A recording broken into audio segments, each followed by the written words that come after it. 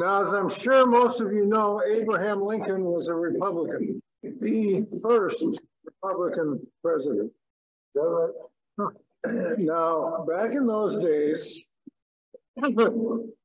Republican and Democrat meant two different things than what they mean today. Republicans were the progressives. Democrats were the conservatives back in the 1860s. Okay? So, I don't know if you guys remember back in the, prior to the Civil Rights Movement, and maybe partly during the Civil Rights Movement, Southerners would say that they would never, ever become a Republican. They were Democrats. Because it was the Republican Party that, whose platform was anti-slavery. Okay? The most radical of the Republicans who were anti-slavery, they called them black Republicans. But they were all anti-slavery and in different ways, okay? They didn't all have the same idea of how to handle the freedmen. That's what they called African Americans after they had been freed. They called them freedmen. They didn't know how our society was going to absorb these people, especially given the fact that whether you lived in the North or the South, you really didn't want them in your backyard. You didn't want anything to do with them, basically. What's going on in the churches? Okay. Now, the churches at this time, both before, during, and after the war, are almost all Protestants. There's a few Catholic parishes here and there, but it's almost 95% Protestantism. And everybody goes to church. Everybody does. I mean, there's a few drunks out on the road. That's about it. Everybody goes to church. Even Jefferson Davis, when he was told you're going to have to evacuate Richmond because the Yankees are coming, he was in church at the time. Everybody went to church, okay?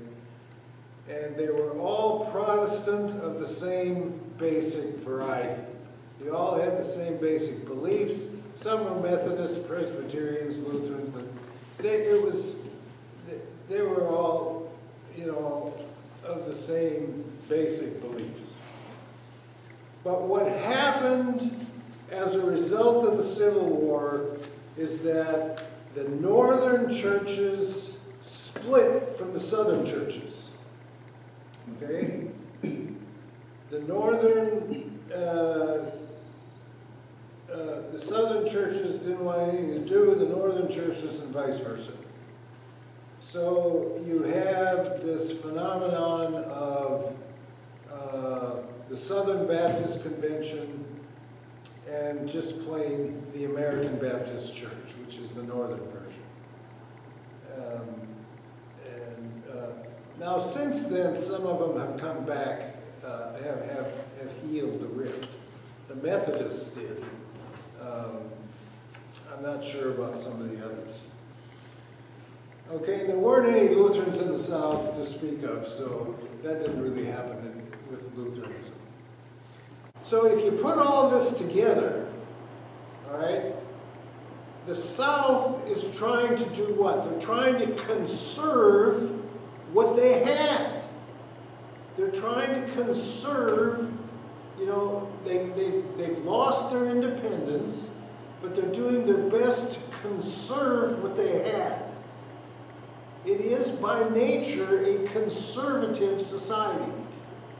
To this day, the South is conservative. Okay? Because they want to conserve their culture and their way of life.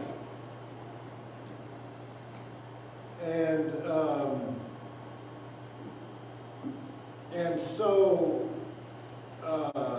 throughout the 20th century, up until the civil rights movement in the South, being a Democrat meant being a conservative. You were a conservative. All right? Now in the North, you were considered liberal because you were working for progress, right? You're building new factories, you're inventing new conveniences, you're learning how to fly planes, you're up north, industry is just creating the most amazing things. Okay, this is progress. Okay? And as a result, Republicans were liberals because they were for progress, moving ahead, making things better. All right? But here's what happened as a result. The Republicans got possession of the means of wealth, of creating wealth. Republicans owned all the factories and all the things that made all this northern wealth. The South, in the meantime, is very poor. It's an extremely poor society. And the North is getting richer and richer and richer and richer. And you're entering into that period of time when you've got the, what did you call those guys? Rockefeller, Boeing. Huh? Well, yeah, they were robber barons. Robber barons, yeah. Okay, you got Rockefeller, you got Boeing, you got who did the Howard Hughes, all of these guys. Okay, and not only that, but you also had the Jews involved. Remember, we talked about the Jews. Okay, the Jews all immigrated to the northern states because that's where the money was, that's where the industry was, that's where the banks were, that's where the big law firms were, and that's where the prestigious universities were. They were all up north. Okay? And so, over time, those progressive Republicans all of a sudden start to get conservative. And this is why. Because they are true believers in the free market system. This is what has made them wealthy. And they don't want presidents like FDR raising taxes and creating social programs to help people who are less fortunate. That's not, they don't believe that's the way to solve the problems. They believe that the way you solve social problems is to expand the economy and create jobs, not government programs. Because what government does is take the money away from business.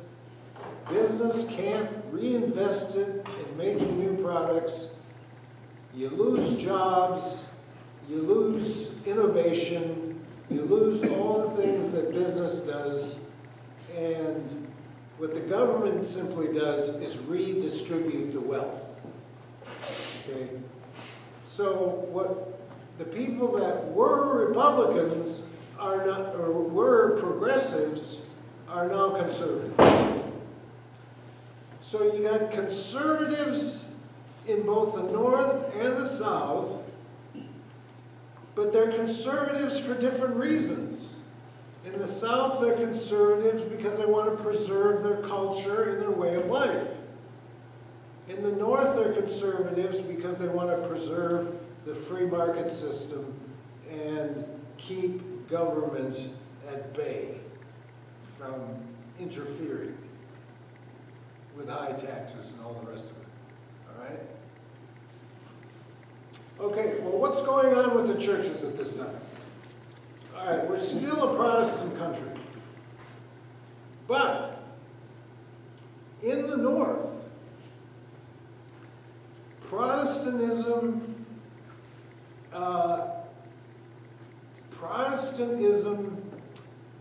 largely because, remember last time I mentioned denominational elites, the people who run the denominations, the bishops, the presidents, the this, the that, the rest of it, okay? The people who run the denominations, okay? Not the average pastor, especially if the pastor's in a rural congregation. That's a whole different story. But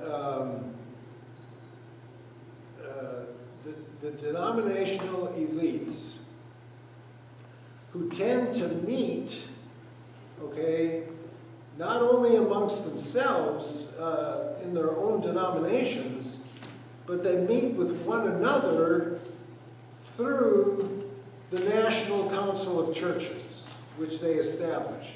The National Council of Churches is a council of all the Protestant churches who want to become a member of it.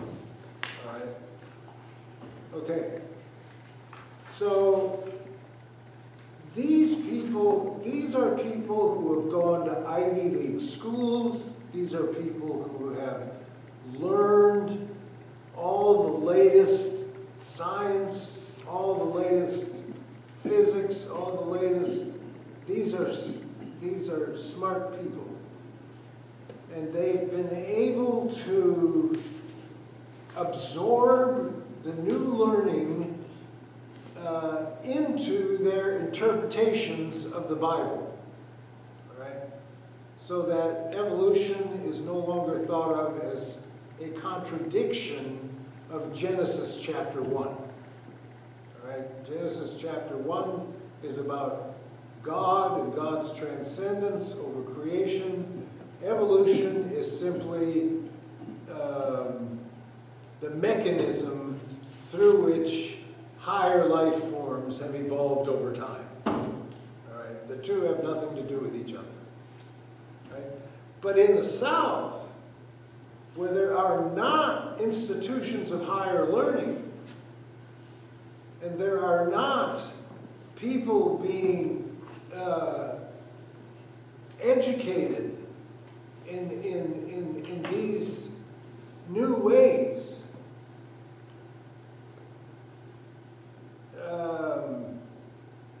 the people, in order to preserve their religion the way they've always had it, see the new learning as a threat.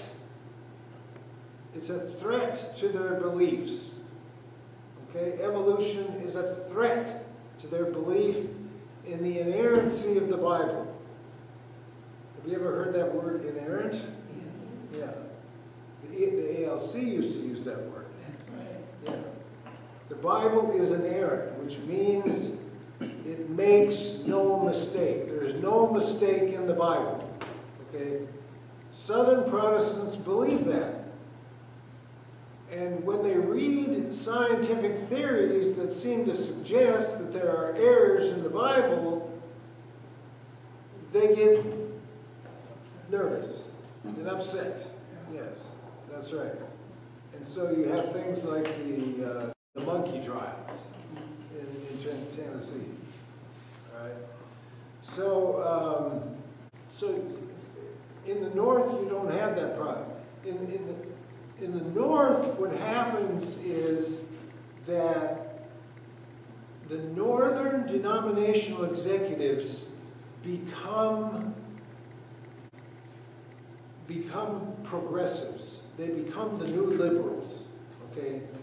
The people who believe that it is the church's job to make the world a better place. Remember, we talked about their experience with foreign peoples in missions, okay? So rather than wanting to change people, they learned how to appreciate people from different cultures and religions. And so they would, instead of focusing on conversion, they would focus on building hospitals and teaching them how to farm and do this and that, and making their lives better, okay? Teaching them things that would make their lives better. All right, so over time, the Northern Protestantism adopts the theological position that the church, yes, it's about eternal salvation. Okay? Yes, it's about that. But their focus is on the church's job to make the world a better place. To focus on people who are suffering injustice, people who are oppressed, people who are poor, living in poverty, people who need help in one way or another. Okay? So what the Northern Protestants want to do is turn the church into an organization that is dedicated to making the lives of other people better, just like Jesus did. And they will quote that again and again and again. What did Jesus do? He made the lives of people better. Right? He also talked about their eternal salvation. Yeah, I know. He also died on the cross and rose again for our salvation. But this is, okay, so in the South, you've got people wanting to conserve the biblical message in its literal form. And their concern, as was the concern of Protestantism for decades and decades and decades, their concern is with the eternal salvation of your soul. Convert. Think about Billy Graham. What did he say when he gave a sermon?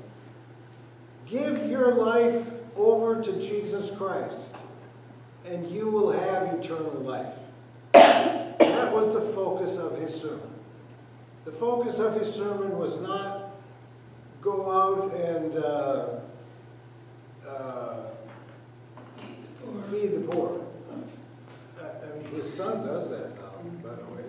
But that wasn't his message. It was not his message. His message was eternal salvation. And he was a Southerner. He was from North Carolina. Never went to divinity school. Had a natural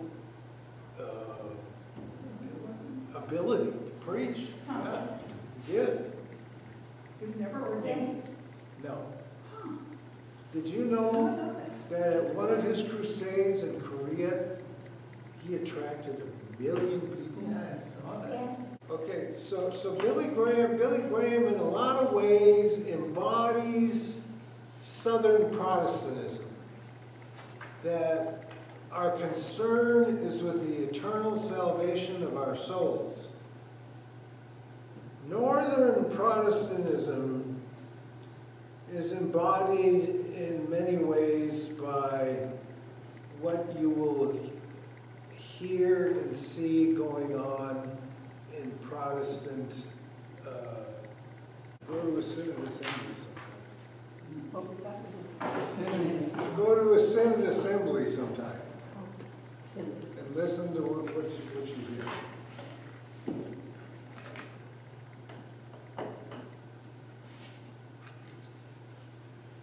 Okay, now I'm not advocating for one or the other being right or wrong. I'm just telling you how they developed.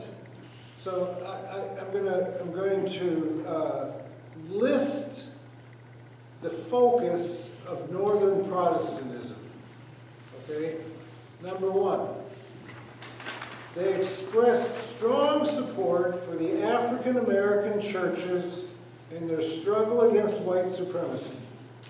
Eventually, this led to ideas for the creation of a cosmopolitan Protestantism. In other words, merge all the Protestant churches into one cosmopolitan Protestant church that goes out into the world and does ministry. While economic justice was downplayed in the 50s, remember the 50s were when the churches were full.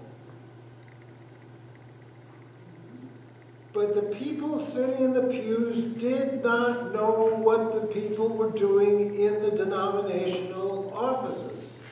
They didn't know. But eventually they found out. So, in the 60s, this emphasis on making a difference in the world kind of came back with a vengeance.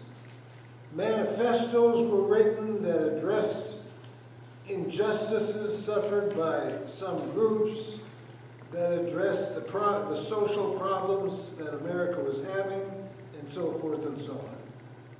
They were being published all over the place. And books as well. Anybody ever read the book Honest to God?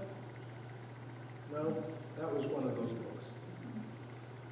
Human life was to be henceforth cast in a multicultural way. This happened 3 decades before it became popular. It's popular today. Multiculturalism is popular today.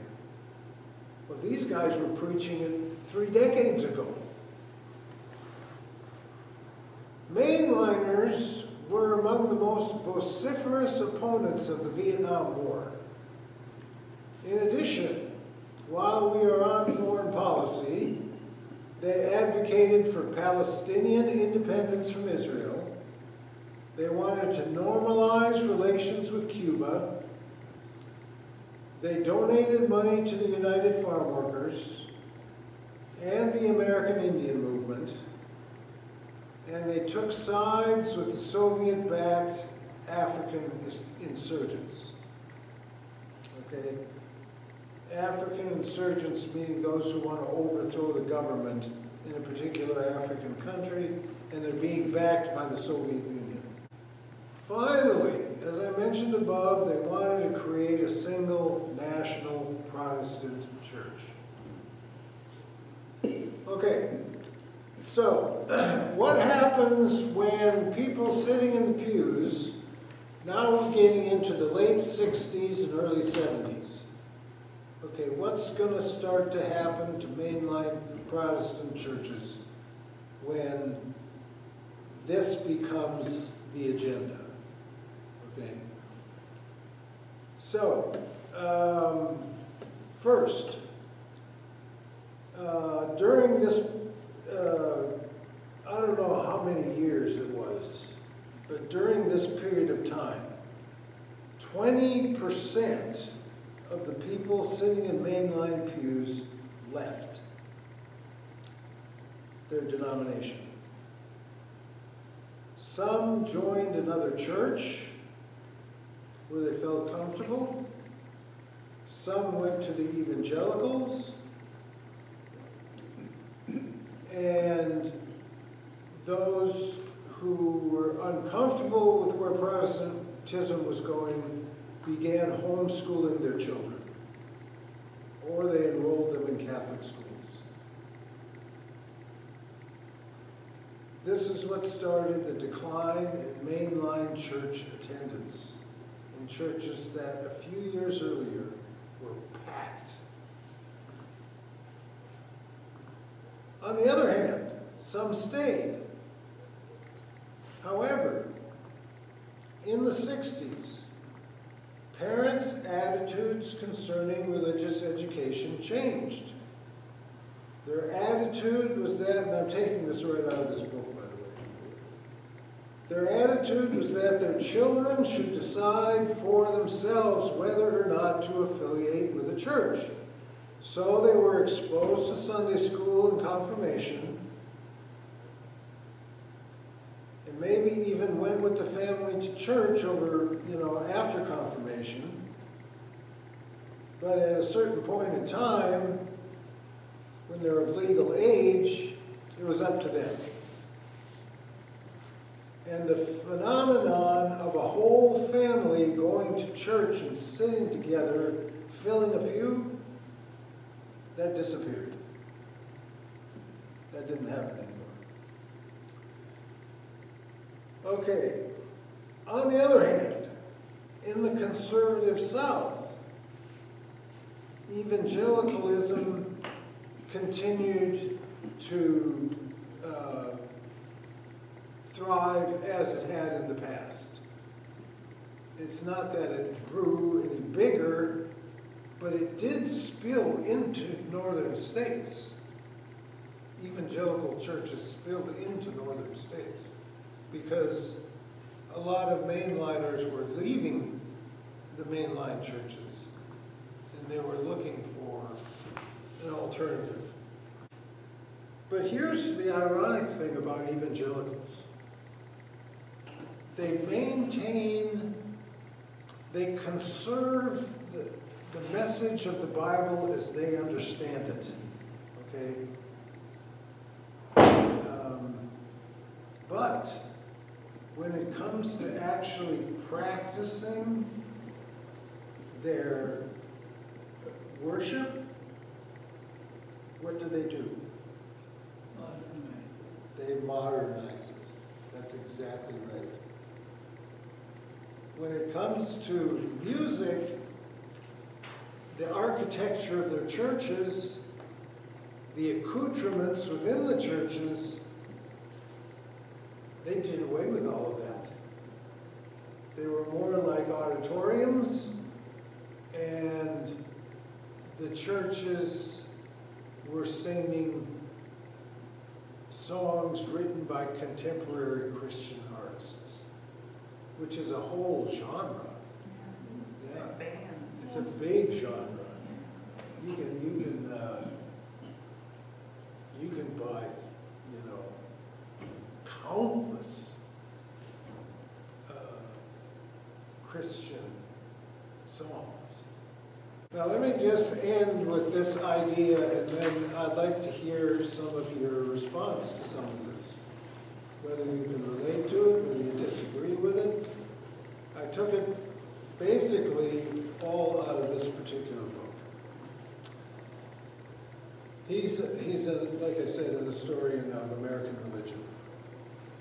According to him, the culture in America today has largely adopted higher education for the purpose of answering the big questions of life.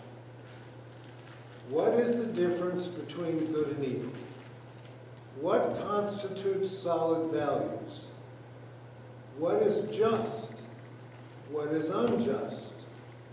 What's the difference between a meaningful lifestyle and one where you're going to end up in regrets?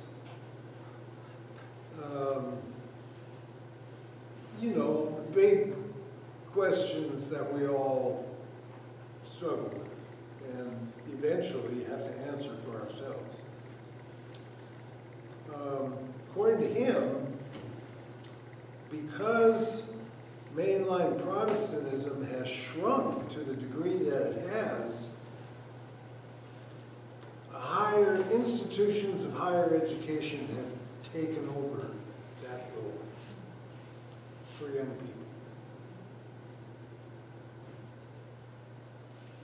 Someone Our just, church used to be Evangelical Lutheran Church. Yeah. Did that change more or less when we joined with the ELCA? You know? No, it's still Hope Evangelical Lutheran Church. yeah, that's still It in is. our It church. still is. Yeah. Well, our leaders are not evangelical anymore, as you just said. I mean, do you think of this church as evangelical? I didn't Well, think so. what Just the name, right? did Pastor Nielsen give it the name? Do you know? I can't answer that. Can't answer that, okay. The group that gave it that name, gave it that name because evangelical is a Greek word that means preaching the gospel. It doesn't mean evangelical in the sense that we mean it as a certain kind of Protestant. That isn't what it So say it again. So it's evangelical is the good news. It means the good news. Yeah. it's like how Holy Catholic Church with a small c. Yes. Exactly. Yeah. Now the reason I don't refer to it that way anymore is because the first Sunday I got here, there was a long paragraph in one of the bulletins explaining what evangelical meant. And the person was trying to explain that it didn't mean evangelical in the sense of a certain kind of Protestant church. And then the next week, somebody put in there, that's a lot of theological mumbo-jumbo. And I decided, this isn't worth fighting about. So I just leave it out. Okay, so next week, we're going to, I think you're going to enjoy it. We're going to try to sum all this up by talking about religious politics in a secular society.